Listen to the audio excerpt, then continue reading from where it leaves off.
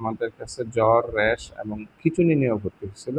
15 তারিখ ভর্তি হয়েছে, আর রোগীটা 19 তারিখে সকালবেলা মৃত্যুবরণ করে।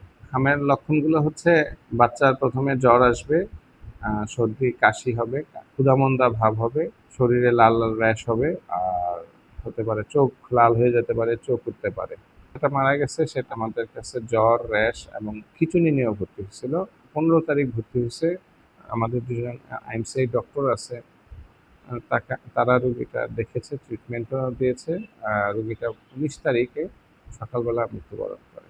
আমাদের যে পেশেন্টটা হাম সন্দেহজনকভাবে মারা গিয়েছে তার নাম হচ্ছে ফাইজা ইসলাম, 13 মাস, কাদা থেকে এসেছিল। সে 15 তারিখ আমাদের উপজেলা স্বাস্থ্য কমপ্লেক্সে জ্বর সাথে র্যাশ নিয়ে ভর্তি হয়েছিল। এই পেশেন্টটা আগে থেকেই ইপিলেপসি বা হচ্ছে মৃগী রোগ, জন্মগত খিঁচুনি এরকম সন্দেহজনক রোগী ছিল এবং সে এই খিঁচুনি রিলেটেড ওষুধ সে খেত।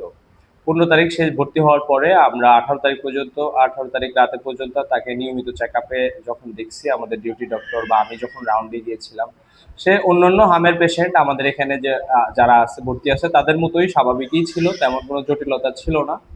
19 তারিখ বা হচ্ছে 18 তারিখ রাতে 19 তারিখ সকালের দিকে হচ্ছে পেশেন্টটা হঠাৎ করেই খারাপ হয়ে গেছে, পেশেন্টটা মারা গিয়েছে। কিন্তু কেন মারা গেছে পেশেন্ট নিজেও জানে না, পেশেন্ট পার্টি তারা কিন্তু বলতে পারবে না। তো সেক্ষেত্রে হাম হাম হিসাবেই পেশেন্টটা ছিল, কিন্তু আগে থেকে যেহেতু সে খিঁচুনির রোগী, আমরা সন্দেহ সন্দেহ করতেছি হয়তো তার ব্রেনে ওইরকম কোনো জটিলতা হয়েছিল, যেটা মিজেলস হওয়ার কারণে বা হাম হওয়ার কারণে তার আগের খিচুড়িটা খারাপ হয়ে গেছে, সেক্ষেত্রে মারা যেতে পারে বলে আমরা